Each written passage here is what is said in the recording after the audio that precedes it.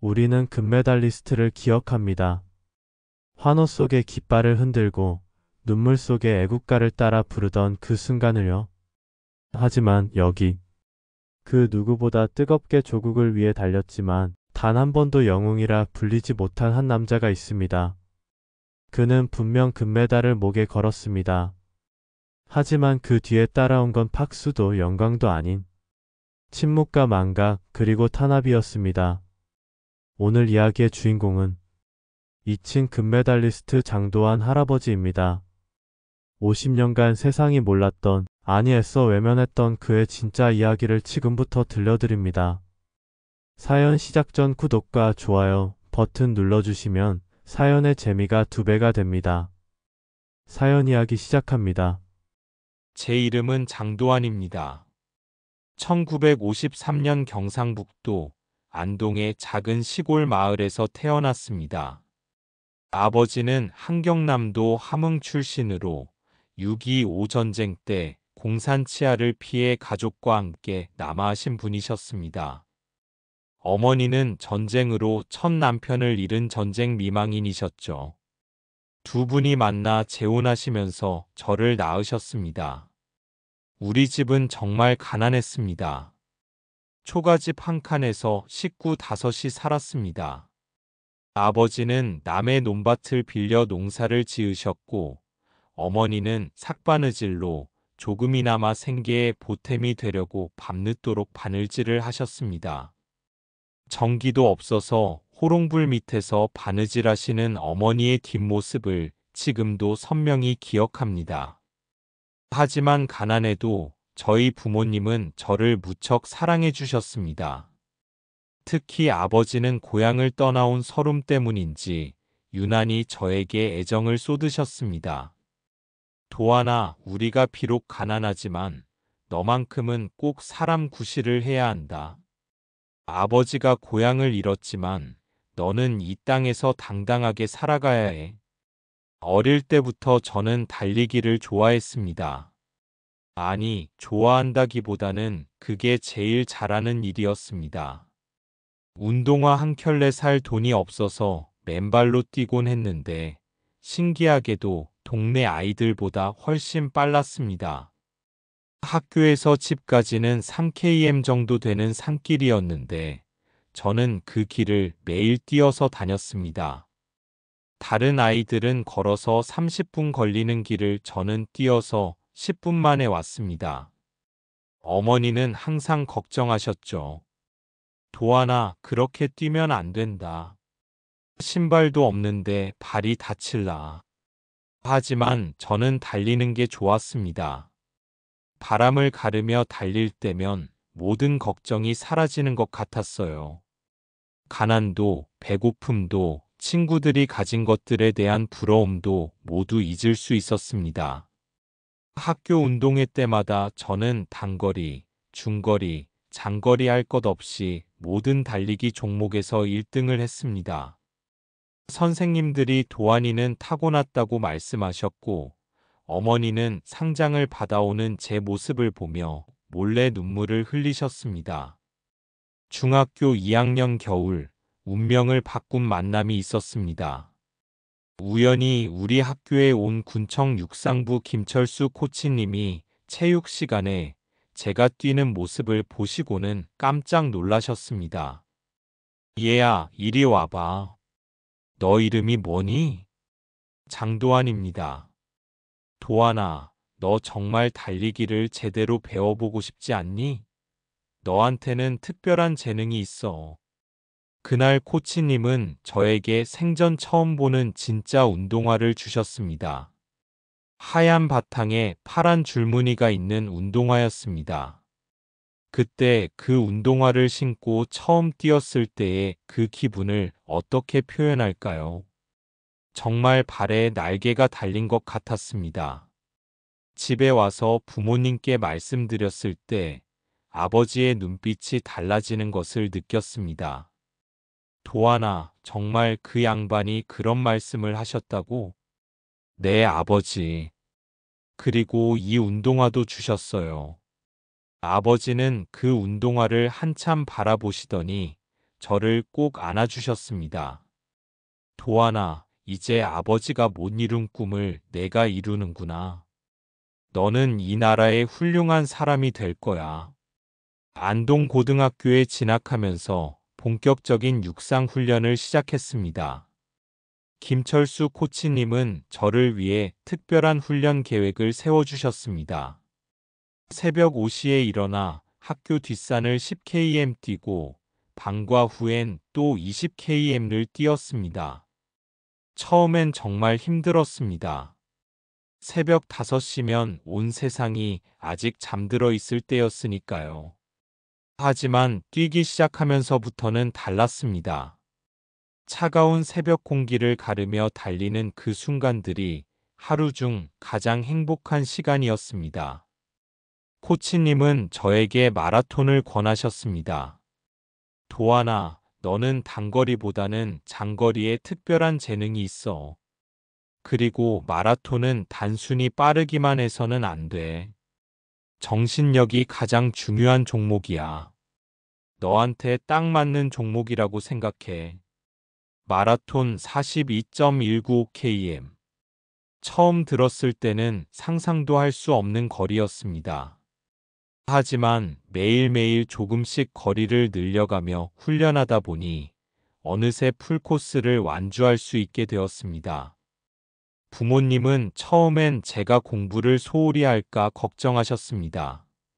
하지만 제가 전국 대회에서 상을 받아오기 시작하자 생각이 바뀌셨습니다. 어느 날 어머니가 눈물을 흘리며 말씀하셨습니다. 도안아, 어머니가 미안하다.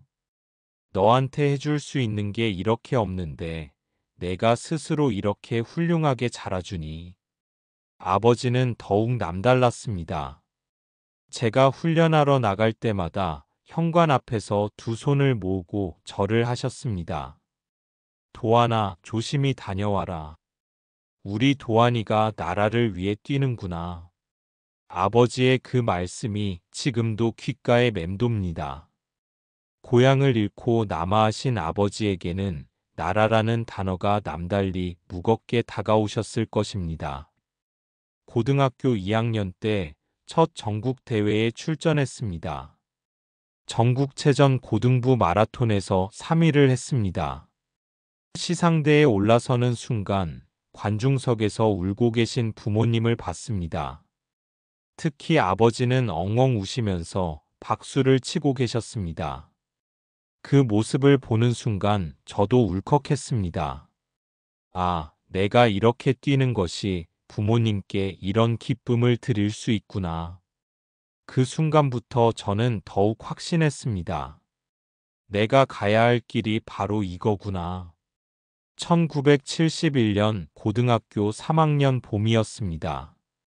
전국 고등학교 마라톤 대회에서 우승을 했습니다.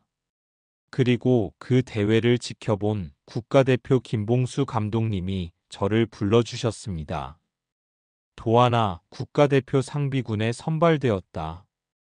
그 말을 들었을 때의 충격은 이루 말할 수 없었습니다. 국가대표라니 꿈에도 생각 못했던 일이었습니다. 집에 돌아가서 부모님께 말씀드렸을 때 집안이 난리가 났습니다. 동네 사람들까지 모두 몰려와서 축하해 주셨습니다. 저희 마을에서 국가대표가 나온 것은 처음이었으니까요. 면장님까지 오셔서 말씀하셨습니다. 도안이가 우리 면의 자랑이다. 전 면민이 응원하고 있으니 꼭 좋은 결과 내달라. 그날 밤 아버지가 저를 따로 부르셨습니다. 도안아, 아버지가 평생 고향을 그리워하며 살았지만 오늘만큼은 정말 자랑스럽다. 내 아들이 대한민국 국가대표가 되다니. 아버지는 그러고는 한참을 우셨습니다. 그때 저는 느꼈습니다. 아, 내가 뛰는 것이 단순히 나만을 위한 게 아니구나. 부모님의 꿈이기도 하고 고향을 잃으신 아버지의 한이기도 하구나. 태극마크를 단 훈련복을 처음 받았을 때의 그 순간을 평생 잊을 수 없습니다. 거울 앞에서 그 훈련복을 입고 섰을 때 정말 다른 사람이 된 것 같았습니다. 가난한 집 아들 장도환이 아니라 대한민국을 대표하는 장도환이 된 것 같았습니다. 가슴이 벅차올랐습니다. 이제 나라를 위해 뛸 수 있다는 생각에 온몸에 전율이 흘렀습니다. 1974년 9월 이란 테헤란에서 열린 제7회 아시안 게임. 저는 한국 마라톤 대표로 출전했습니다. 생전 처음 해외에 나가보는 것이었습니다. 비행기를 타는 것도 처음이었습니다. 창밖으로 내려다본 구름 위의 세상을 보며 정말 꿈만 같았습니다. 이 모든 것이 가능했던 것은 달리기 때문이었습니다. 맨발로 시골길을 뛰던 그 소년이 이제 나라를 대표해서 외국까지 오게 되었구나. 테헤란에 도착해서 선수촌에 들어갔을 때의 그 웅장함은 지금도 생생합니다. 세계 각국의 선수들이 모여 있는 그곳에서 태극마크를 단 제 자신이 정말 자랑스러웠습니다. 경기 전날 밤 잠이 오지 않았습니다. 침대에 누워서 천장을 바라보며 부모님 생각을 했습니다. 지금쯤 고향에서는 어떻게 지내고 계실까? 라디오로 제 경기 소식을 들으실 텐데 얼마나 떨리실까? 아버지가 항상 하시던 말씀이 떠올랐습니다. 도안아, 언제나 최선을 다해라. 결과가 어떻든 최선을 다했다면 그것으로 충분하다. 그리고 어머니가 제가 출국하기 전날 밤 해주신 말씀도 기억났습니다. 도안아, 너무 부담 갖지 마라. 그냥 평소처럼 뛰면 돼. 어머니는 내가 건강하게 돌아오기만 하면 그것으로 족하다. 새벽 5시 평소 훈련하던 시간에 일어나서 가벼운 조깅을 했습니다. 테헤란의 새벽 공기는 한국과 달랐지만 뛰는 동안만큼은 마음이 평온해졌습니다. 경기 당일 오후 3시 드디어 42.195km의 긴 여정이 시작되었습니다. 출발선에 서서 태극기를 바라보는 순간 가슴이 터질 것 같았습니다. 아버지, 어머니, 고향의 모든 분들, 제가 꼭 좋은 결과로 보답하겠습니다. 총성이 울렸습니다. 32명의 선수가 일제히 뛰기 시작했습니다. 처음 10km는 여유 있게 갔습니다. 선두 그룹에서 5-6번째 정도 위치를 유지하며 페이스를 조절했습니다. 코치님이 항상 말씀하셨던 대로 마라톤은 처음 30km가 아니라 마지막 12km가 진짜 경기라는 것을 명심했습니다. 20km 지점에서 급수를 받으며 주변을 둘러봤습니다. 일본 선수 2명이 선두를 달리고 있었고 인도 선수 1명이 3위, 저는 4위였습니다. 컨디션은 좋았습니다. 다리에 힘이 있고 호흡도 안정적이었습니다. 25km 지점을 지나면서부터 본격적인 경쟁이 시작되었습니다. 일본 선수 중 1명이 페이스를 올리기 시작했습니다. 저는 차분하게 따라갔습니다.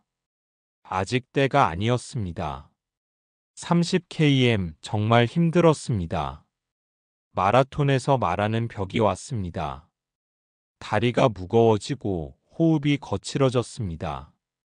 앞서 달리던 일본 선수가 치고 나갔고 저는 순간적으로 3위로 뒤처졌습니다. 그 순간 포기하고 싶었습니다. 3위도 메달이니까 이 정도면 충분하지 않을까 하는 생각이 들었습니다. 하지만 35km 지점에서 갑자기 아버지의 목소리가 들리는 것 같았습니다. 도안아, 포기하지 마라. 우리는 끝까지 달리는 사람들이야. 아버지가 고향을 떠나올 때도 끝까지 걸었잖니. 너도 끝까지 뛰어라. 그 순간 온몸에 힘이 솟아났습니다. 정말 신기했습니다. 방금 전까지 죽을 것 같이 힘들었는데 갑자기 다리에 힘이 생겼습니다. 37km에서 저는 페이스를 올리기 시작했습니다. 앞서가던 인도 선수를 따라잡았습니다. 38km에서는 일본 선수를 추월했습니다. 그 선수가 깜짝 놀라는 표정을 지었던 것이 기억납니다. 마지막 2km, 이제 저는 선두에 있었습니다. 뒤에서 추격해오는 선수들의 발소리가 들렸지만 저는 더 이상 뒤를 돌아보지 않았습니다. 앞만 보고 달렸습니다. 경기장이 보이기 시작했습니다. 관중들의 함성 소리가 들렸습니다. 그 순간 저는 울기 시작했습니다. 뛰면서 울었습니다.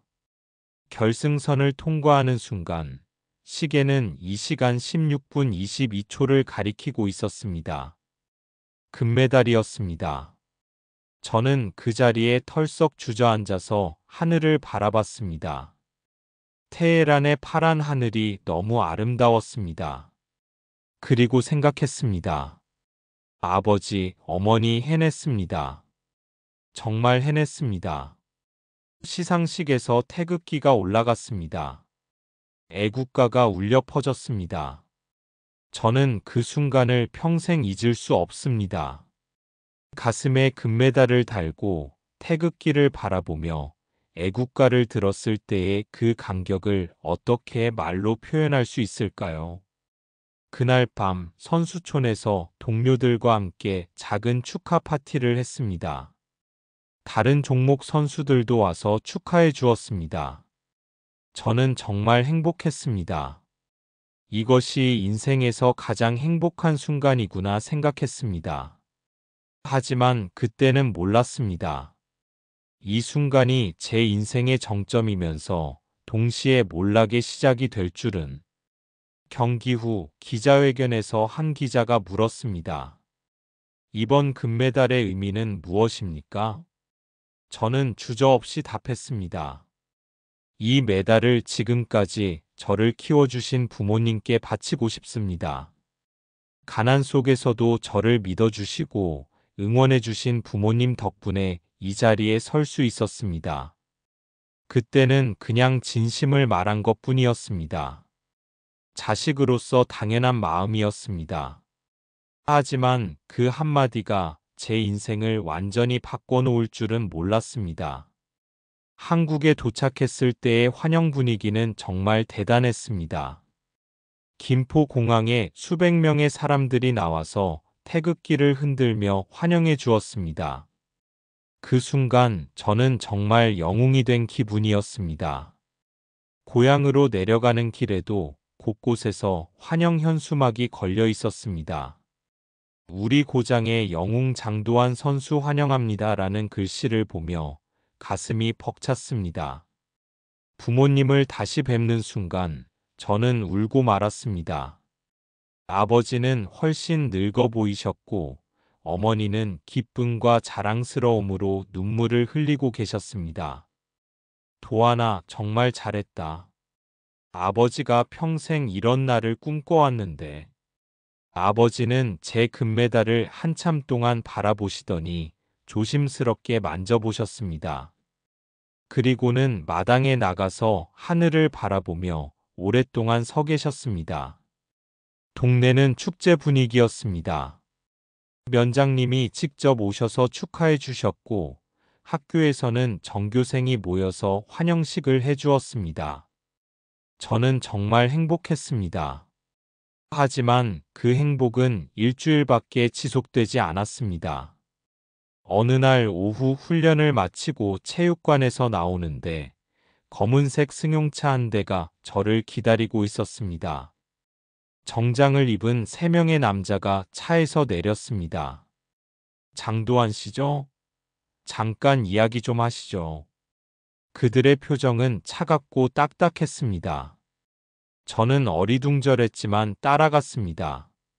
차 안에서 그들이 던진 질문은 충격적이었습니다.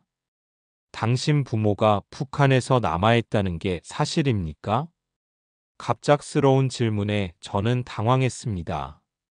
네, 그렇습니다만. 그게 왜? 기자회견에서 왜 국가에 대한 감사보다 부모 얘기를 먼저 했습니까? 그건 진심에서 우러나온. 혹시 부모가 간첩이라는 얘기 들어본 적 있습니까? 그 순간 머리가 하얗게 변했습니다. 부모님이 간첩이라니 말도 안 되는 소리였습니다. 그럴 리가 없습니다. 저희 아버지는 오히려 공산주의를 증오하십니다. 전쟁 때 고생하셨기 때문에. 그건 위장일 수도 있지 않습니까? 아버지가 북한 출신이고 당신이 국가대표가 되어 해외에 나가는 기회를 이용해서 저는 점점 화가 났습니다. 말도 안 되는 소리입니다. 저희 부모님을 모독하지 마십시오. 그러자 그들 중 한 명이 차갑게 말했습니다. 장도환 씨, 당신의 그런 태도가 더욱 의심스럽습니다. 국가대표라는 자격으로 해외에 나가서 부모 자랑부터 하는 게 정상적으로 보입니까? 그건 자연스러운 감정 표현이었습니다. 당신 같은 사람이 계속 국가를 대표할 수 있다고 생각합니까? 그들의 신문은 2시간 넘게 계속되었습니다. 같은 질문을 반복하고 제 답변을 의심하고 부모님을 모독하는 말들을 계속했습니다. 마지막에 그들이 한 말이 지금도 귓가에 맴돕니다. 앞으로 조심하시기 바랍니다. 우리는 계속 지켜보고 있을 겁니다. 집에 돌아와서 부모님께 이 일을 말씀드릴 수가 없었습니다. 얼마나 상심하실까봐. 그날 밤 저는 잠을 이룰 수 없었습니다. 그 다음 날 아침 대한육상연맹에서 연락이 왔습니다. 김봉수 감독님의 목소리는 평소와 달리 무거웠습니다. 도하나, 연맹에 좀 나와라. 할 이야기가 있다. 연맹 사무실에 갔을 때 분위기가 싸늘했습니다. 평소 반갑게 맞아주시던 직원들도 시선을 피했습니다. 김봉수 감독님은 고개를 들지 못하신 채 말씀하셨습니다. 도하나, 정말 미안하다. 위에서 내려온 지시인데 너를 국가대표에서 제외해야겠다. 저는 귀를 의심했습니다. 감독님, 무슨 말씀이세요? 제가 뭘 잘못했다는 거죠? 아니다. 내가 잘못한 건 없어. 하지만 어쩔 수 없는 상황이야. 감독님도 눈물을 글썽이셨습니다. 저를 키워주신 분이었는데 이런 말씀을 하시는 게 얼마나 괴로우셨을까요? 감독님, 이해할 수 없습니다. 저는 금메달을 땄습니다. 나라의 영광을 가져다 주었잖아요. 도하나, 내가 더 답답해. 하지만 이건 내가 결정할 수 있는 문제가 아니야. 더 위에서 내려온 지시란다. 그날부터 제 주변의 모든 것이 변하기 시작했습니다. 며칠 후 더욱 충격적인 일이 일어났습니다. 신문을 펼쳐봤는데 아시안 게임 결과를 다룬 기사에서 제 이름이 사라져 있었습니다. 마라톤 금메달 수상자가 무명으로 처리되어 있었습니다. 방송도 마찬가지였습니다. TV에서 아시안 게임 하이라이트를 방영할 때 마라톤 부분만 편집되어 있었습니다. 마치 저라는 사람이 애초에 존재하지 않았던 것처럼. 체육관 분위기도 달라졌습니다. 함께 훈련하던 후배들이 저를 멀리하기 시작했습니다. 코치들도 저와 눈을 마주치려 하지 않았습니다. 어느 날 후배 중 하나가 조심스럽게 말했습니다. 선배님, 죄송하지만 저희도 어쩔 수 없어요. 선배님과 함께 있으면 저희도 문제가 될 수 있대요. 그제야 저는 깨달았습니다. 아, 나는 이제 아무도 가까이 할 수 없는 사람이 되었구나. 가장 힘들었던 것은 부모님께 이 상황을 설명하는 것이었습니다. 도하나, 내가 뭘 잘못했다는 거냐? 너는 나라의 영광을 가져다 주었는데 아버지는 이해하지 못하셨습니다. 당연했습니다. 저도 이해할 수 없었으니까요. 어머니는 더욱 가슴 아파하셨습니다. 우리 때문에 도안이가 고생하는구나. 아니에요, 어머니. 어머니 잘못이 아니에요. 하지만 부모님은 자책하셨습니다. 특히 아버지는 몇 날 며칠을 잠도 못 이루시며 괴로워하셨습니다. 내가 북한에서 온 게 잘못이었나? 내 때문에 도안이가 보고 있을 수가 없었습니다. 제가 금메달을 따서 기뻐하시던 그 모습이 이제는 자책으로 변해버렸습니다. 그해 겨울 저는 결정했습니다. 이곳을 떠나야겠다고. 부모님께 더 이상 고통을 드릴 수는 없었습니다. 1975년 봄, 저는 짐을 싸들고 서울로 올라왔습니다. 고향을 떠나는 것이 이렇게 아플 줄 몰랐습니다. 기차역에서 부모님과 작별 인사를 할 때 아버지가 마지막으로 하신 말씀이 지금도 가슴을 에입니다. 도안아, 아버지가 미안하다. 내 인생을 망쳐놓았구나. 아버지, 그런 말씀 마세요. 저는 괜찮습니다. 하지만 사실 괜찮지 않았습니다. 전혀 괜찮지 않았습니다. 서울에서의 첫 몇 달은 정말 지옥 같았습니다. 일자리를 구하려고 해도 이전 경력이 뭐냐고 물으면 대답할 수가 없었습니다. 국가대표였다고 말하면 곧바로 신원 조회가 들어갔고, 그러면 취업은 물 건너갔습니다. 6개월 만에 겨우 찾은 일자리가 강남구의 한 체육학원 보조 코치 자리였습니다. 원장인 박정호 선생님은 저를 채용하시면서 딱 한 가지 조건을 내세우셨습니다. 과거 얘기는 절대 하지 마세요. 특히 국가대표 얘기나 메달 얘기는 절대 안 됩니다. 여기서는 그냥 평범한 체육 지도자로만 살아가세요. 저는 고개를 끄덕일 수밖에 없었습니다. 살아가려면 어쩔 수 없었습니다. 그렇게 저는 새로운 신분을 얻었습니다. 금메달리스트 장도환이 아닌 그냥 체육학원 보조 코치 장도환으로. 처음 몇 년은 정말 힘들었습니다. 아이들을 가르치면서도 마음 한 구석이 항상 비어 있는 것 같았습니다. TV에서 체육 뉴스가 나오면 채널을 돌렸습니다. 너무 아파서 볼 수가 없었습니다. 1978년 저는 같은 체육학원에서 일하는 이영숙 선생님과 결혼했습니다. 영숙이는 제 과거를 궁금해했지만 저는 끝까지 말하지 않았습니다. 그냥 옛날에 운동을 조금 했어요. 영숙이는 더 이상 묻지 않았습니다. 제 표정을 보고 무언가 아픈 기억이 있다는 것을 알아챈 것 같았습니다. 1980년에 첫째 아들 민호가 태어났고 1983년에 둘째 딸 은주가 태어났습니다. 아이들을 키우면서 조금씩 마음의 평화를 찾기 시작했습니다. 하지만 가끔씩은 견딜 수 없을 때가 있었습니다. 1986년 서울 아시안게임, 1988년 서울 올림픽이 열릴 때였습니다. 온 나라가 스포츠 열기로 들끓었지만 저는 그 축제에 참여할 수 없었습니다. 마라톤 경기를 TV로 볼 때면 가슴이 미어졌습니다. 선수들이 결승선을 통과하는 모습을 보면 1974년 테헤란에서의 그 순간이 떠올랐습니다. 그때는 정말로 제가 그 자리에 있었는데 아이들이 자라면서 가끔 물었습니다. 아빠, 옛날에 운동을 잘했다면서요?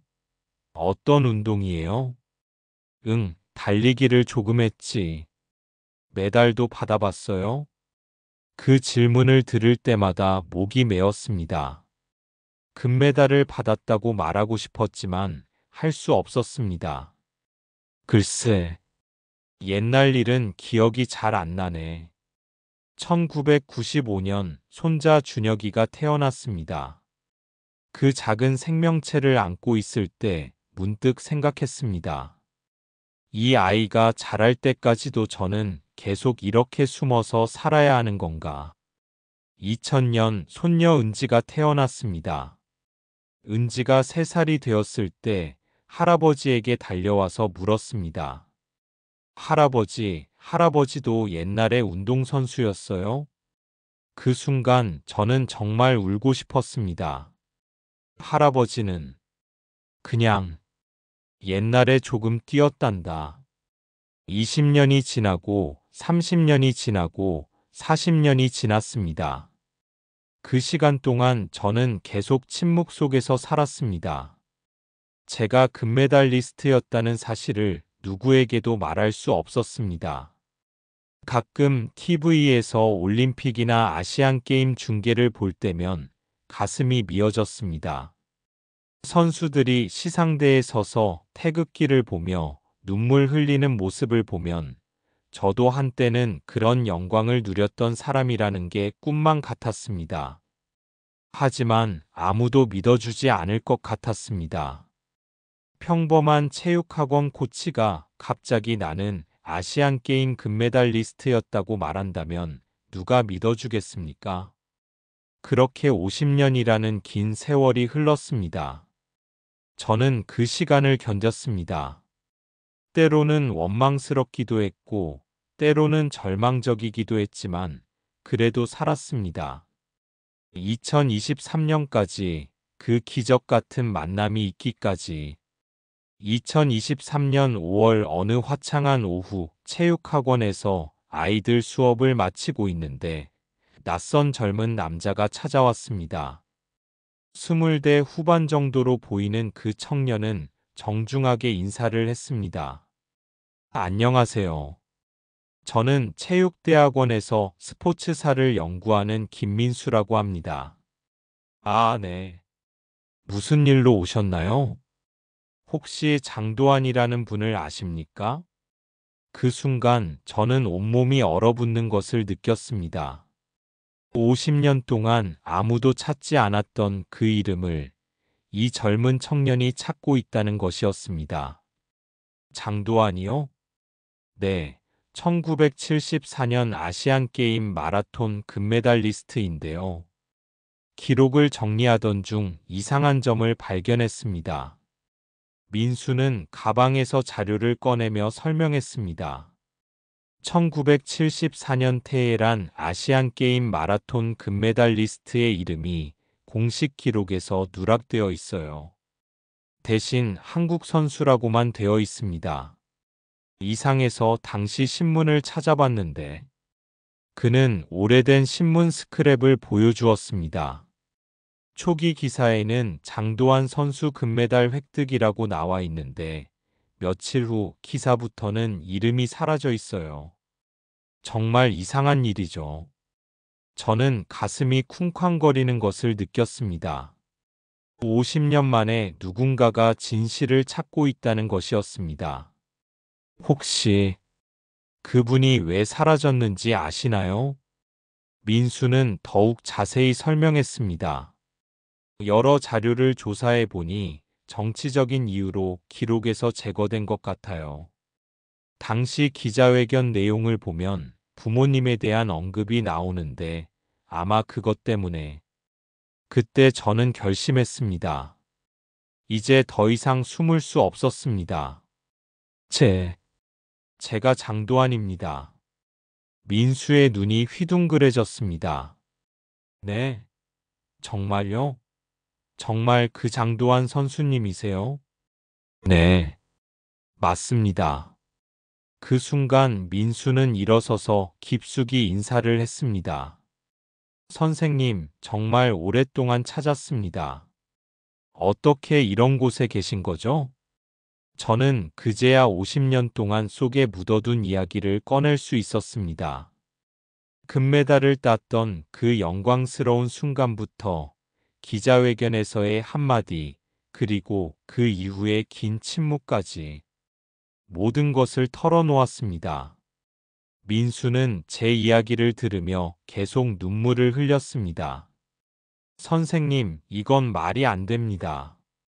이런 일이 어떻게 일어날 수 있죠? 금메달리스트를 이렇게 매장시킬 수가 있나요? 그때는 그런 시대였어요. 어쩔 수 없었습니다. 아니에요, 선생님. 절대 어쩔 수 없는 일이 아니에요. 이 일을 세상에 알려야 합니다. 지금이라도 선생님의 명예를 되찾아 드려야 해요. 그날 밤 저는 잠을 이룰 수 없었습니다. 50년 만에 처음으로 누군가에게 진실을 말했다는 것이 믿어지지 않았습니다. 그리고 동시에 두려웠습니다. 다시 그 시절처럼 혼란이 찾아올까봐.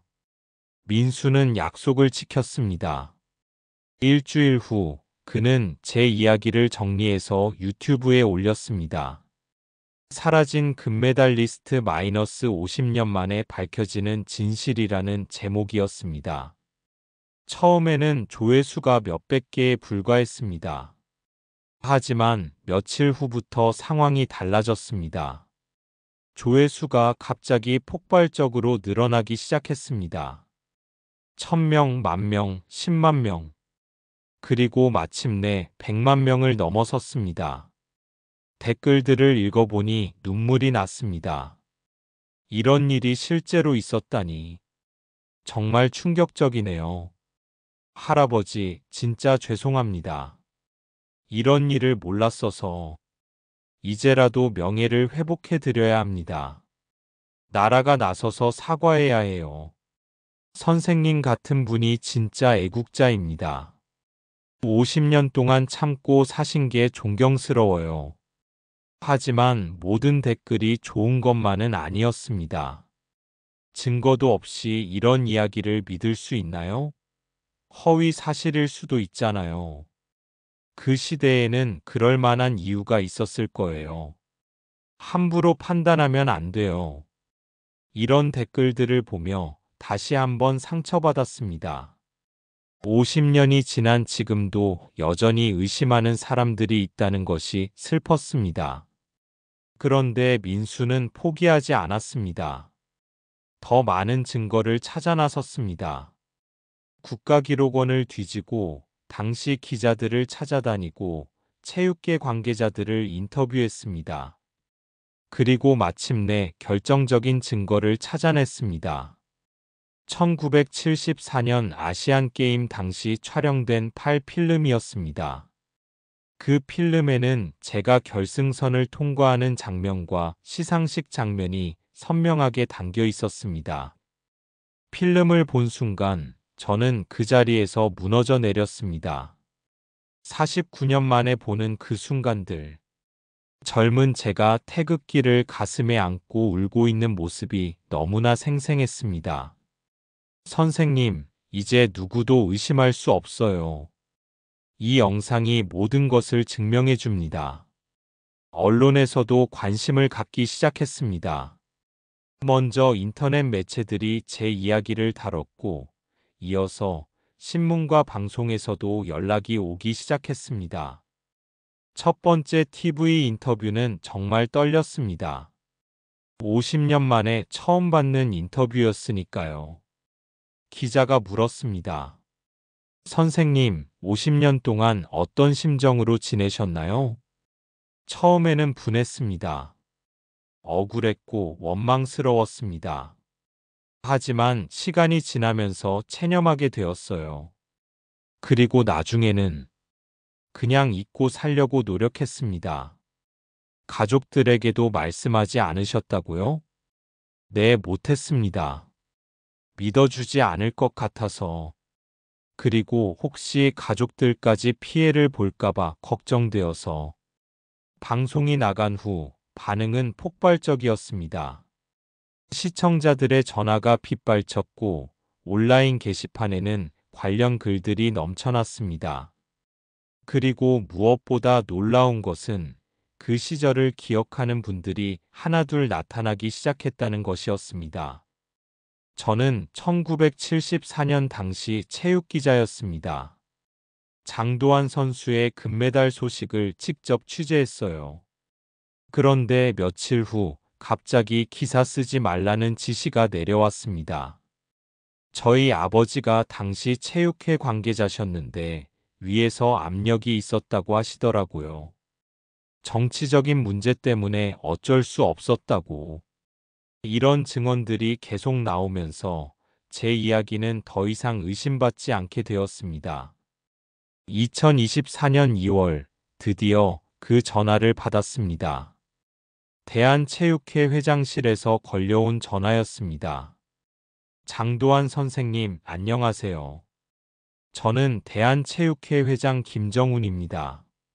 네, 안녕하십니까? 선생님, 이번 일로 정말 죄송합니다.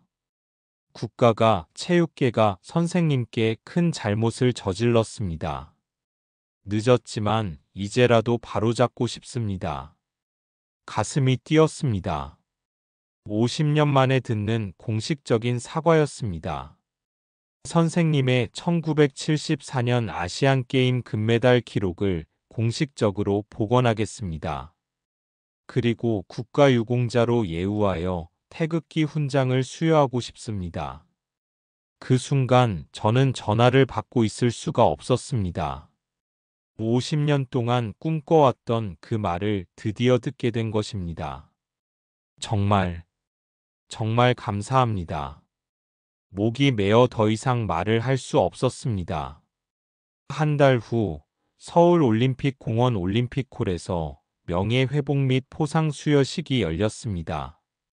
그날 저는 49년 만에 처음으로 정장을 입었습니다. 식장에는 예상보다 훨씬 많은 사람들이 왔습니다. 가족들은 물론이고 체육계 관계자들, 언론인들, 그리고 제 이야기에 감동받은 일반 시민들까지 수백 명이 참석했습니다. 무엇보다 감동적인 것은 현역 마라톤 선수들이 모두 와서 인사를 해준 것이었습니다. 선배님, 정말 존경합니다. 선배님 덕분에 저희가 더 열심히 뛸 수 있을 것 같아요. 선배님 같은 분이 계셨기에 지금의 한국 마라톤이 있는 거예요. 이런 말을 들으며 눈물이 났습니다.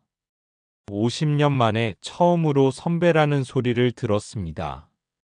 드디어 제 이름이 불려졌습니다. 1974년 제7회 아시안게임 마라톤 금메달리스트 장도환. 그 순간 온 식장이 기립박수로 가득 찼습니다. 저는 떨리는 다리로 단상에 올랐습니다. 회장님이 직접 태극기 훈장을 달아주셨습니다. 그리고 1974년 금메달의 복제품을 다시 목에 걸어주셨습니다. 장도환 선생님, 50년 늦었지만 이제라도 선생님의 명예를 되찾아드립니다. 정말 죄송했습니다. 저는 마이크를 잡고 떨리는 목소리로 말했습니다. 저는 50년을 기다렸습니다. 때로는 포기하고 싶었지만 끝까지 기다렸습니다. 오늘 이 자리에 서게 되어서 정말 감사합니다. 목이 메어 잠시 말을 멈췄습니다. 이 메달은 제가 딴 게 아닙니다. 저를 끝까지 믿어준 가족들이, 그리고 진실을 찾아준 김민수 연구사님이, 그리고 무엇보다 저를 잊지 않고 기다려준 이 나라가 함께 딴 것입니다. 박수가 쏟아졌습니다. 관중석에서 여기저기서 눈물을 흘리는 사람들이 보였습니다. 저는 이제 당당합니다. 제가 대한민국의 금메달리스트였다는 것을, 나라를 위해 뛰었던 사람이었다는 것을 당당하게 말할 수 있습니다. 포상식 이후 제 삶은 완전히 달라졌습니다. 가장 큰 변화는 가족들의 반응이었습니다. 특히 손자 준혁이가 저를 보는 눈빛이 완전히 바뀌었습니다. 할아버지, 진짜 대단하세요. 왜 그동안 말씀 안 하셨어요? 할아버지가 숨기고 있던 게 아니라 말할 수 없는 상황이었단다. 이제 친구들한테 자랑할 수 있어요. 우리 할아버지가 금메달리스트래요. 손녀 은지도 마찬가지였습니다. 할아버지, 학교에서 발표 숙제하는데 할아버지 이야기해도 돼요? 선생님이 정말 좋아하실 것 같아요. 그래, 그래. 마음껏 자랑해라. 50년 만에 처음으로 손자, 손녀들 앞에서 당당할 수 있었습니다. 아들 민호와 딸 은주도 저에게 사과했습니다. 아버지, 죄송해요. 그동안 아버지가 뭔가 숨기고 계신다는 걸 알았는데도 자세히 물어보지 않았어요. 괜찮다. 너희들이 뭘 잘못했니? 아버지가 말하지 않았던 거지. 이제라도 아버지께서 인정받으셔서 정말 다행이에요. 아버지가 얼마나 힘드셨을지. 아내 영숙이도 저에게 말했습니다. 여보, 당신이 그렇게 힘들어하는 걸 보면서도 도와드리지 못해서 미안했어요. 이제라도 속 시원하게 털어놓으셔서 다행이에요. 사실 영숙이는 어느 정도 눈치를 채고 있었다고 했습니다. 제가 체육 뉴스를 볼 때마다 표정이 어두워지는 것을, 마라톤 경기를 보면서 눈물을 흘리는 것을 다 봤다는 것이었습니다. 하지만 당신이 말하고 싶어 하지 않는 것 같아서 묻지 않았어요. 언젠가는 말씀해 주시겠거니 하고 기다렸죠. 체육학원에서도 저를 보는 시각이 완전히 달라졌습니다. 박정호 원장님은 아예 제 이름을 딴 교실을 만들어 주셨습니다. 장도환 금메달리스트 교실이라고 써붙이고 제 사진과 메달 사진을 걸어 두셨습니다. 선생님, 이제 당당하게 아이들한테 가르쳐 주세요. 선생님이 바로 그 위대한 금메달리스트라고요. 아이들의 반응도 놀라웠습니다. 와, 진짜요? 선생님이 금메달리스트세요? 네, 그렇단다. 선생님이 젊었을 때 아시안 게임에서 금메달을 땄어요. 와, 대박. 그럼 선생님이 진짜 대단한 사람이네요. 선생님, 사인해 주세요. 이런 반응들을 보며 정말 행복했습니다. 50년 만에 처음으로 제 정체성을 당당하게 드러낼 수 있게 된 것입니다. 언론에서도 계속 관심을 보였습니다. 여러 매체에서 인터뷰 요청이 왔고, 저는 가능한 한 응했습니다. 제 이야기가 더 많은 사람들에게 알려지기를 원했습니다. 한 인터뷰에서 기자가 물었습니다. 선생님, 이제 가장 하고 싶은 일이 무엇인가요? 젊은 선수들을 가르치고 싶습니다. 제 경험을 전해주고 싶어요. 기술적인 것도 중요하지만 정신력이 더 중요하다는 것을 알려주고 싶습니다. 그래서 저는 새로운 일을 시작했습니다. 주말마다 한강시민공원에 나가서 마라톤 동호회 사람들을 지도하기 시작했 것입니다. 처음에는 몇 명 안 되던 사람들이 점점 늘어나서 이제는 매주 100명 넘는 사람들이 모입니다. 나이도 다양합니다. 20대 젊은 직장인부터 60대 어르신까지. 선생님, 마라톤을 잘 완주하려면 어떻게 해야 하나요? 속도보다는 페이스가 중요해요. 그리고 무엇보다 마음가짐이 중요합니다. 포기하지 않는 마음, 끝까지 달리려는 의지가 있으면 반드시 완주할 수 있어요. 선생님은 힘들 때 어떻게 이겨내셨어요? 저는 항상 응원해주는 사람들을 생각했어요. 부모님, 고향 사람들, 그리고 이 나라를 위해 뛰고 있다는 사명감이 저를 지탱해줬습니다. 이런 대화를 나누며 저는 정말 보람을 느꼈습니다. 제 경험이 누군가에게 도움이 되고 있다는 것이 기뻤습니다. 지금 저는 72세입니다. 하지만 마음은 22살 때처럼 젊습니다. 50년 만에 되찾은 명예 때문일까요? 아니면 진실이 밝혀진 후 느끼는 해방감 때문일까요? 얼마 전 서울 올림픽 공원에 있는 체육박물관에 갔습니다. 그곳에는 한국 체육의 역사를 보여주는 전시물들이 있는데 이제 제 이름도 거기에 당당히 올라가 있습니다. 1974년 제7회 아시안게임 마라톤 금메달리스트 장도환. 그 명패를 보는 순간 눈물이 났습니다. 50년 만에 제자리를 찾은 제 이름이었습니다. 관람객들이 제 이야기를 읽고 있는 모습도 보였습니다. 한 젊은 부부가 아이에게 설명해주고 있었습니다. 이 할아버지는 정말 힘든 시간을 보내셨대. 하지만 끝까지 포기하지 않으셨어. 와, 정말 대단하다. 이런 모습을 보며 뿌듯했습니다. 제 이야기가 다음 세대에게 전해지고 있다는 것이 감사했습니다. 요즘 가장 행복한 시간은 손자, 손녀들과 함께 보내는 시간입니다. 준혁이는 대학생이 되어서 체육학과에 진학했습니다. 할아버지, 저도 할아버지처럼 되고 싶어요. 운동선수는 아니더라도 체육 발전에 기여하는 사람이 되고 싶어요. 은지는 고등학생이 되어서 육상부에 들어갔습니다. 달리기 재능이 있는 것 같아서 가끔 코치를 해주고 있습니다. 할아버지, 저 오늘 학교 대회에서 3등 했어요. 그래, 잘했다. 할아버지가 봐도 폼이 좋더라. 계속 열심히 하면 더 좋은 결과가 있을 거야. 할아버지처럼 금메달 딸 수 있을까요? 물론이지. 포기하지 않으면 뭐든 할 수 있어. 이런 대화를 나누며 저는 새로운 꿈을 꾸고 있습니다.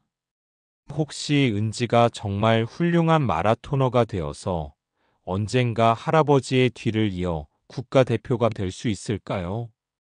최근에는 책을 쓰고 있습니다. 제 인생 이야기를 정리해서 책으로 남기고 싶습니다. 출간사에서 먼저 제안을 해왔습니다. 선생님의 이야기는 단순한 체육인의 이야기가 아닙니다. 한국 현대사의 한 단면을 보여주는 중요한 기록이에요. 꼭 책으로 남겨주세요. 제목은 늦었지만 괜찮아로 정했습니다. 50년 늦었지만 그래도 진실이 밝혀졌으니 괜찮다는 의미입니다. 돌이켜보면 참 긴 시간이었습니다. 50년이라는 세월을 침묵 속에서 보냈습니다. 때로는 원망스럽기도 했고, 때로는 절망적이기도 했습니다. 하지만 이제는 모든 것을 용서할 수 있을 것 같습니다. 그 시절의 잘못된 판단들, 저를 고립시켰던 시스템들, 모든 것을 이해하려고 노력합니다. 그 시절에는 그렇게 밖에 할 수 없었을 것입니다. 냉전 시대였고 분단 상황에서 모든 것이 정치적으로 해석되던 시대였으니까요. 중요한 것은 진실은 언젠가 반드시 밝혀진다는 것입니다. 비록 50년이 걸렸지만 결국 제 이름이 복원되었습니다. 제가 대한민국의 금메달리스트였다는 사실이 인정받았습니다. 이제 저는 당당합니다. 손자, 손녀에게 자랑스럽게 말할 수 있습니다. 할아버지는 나라를 위해 뛰었던 사람이야.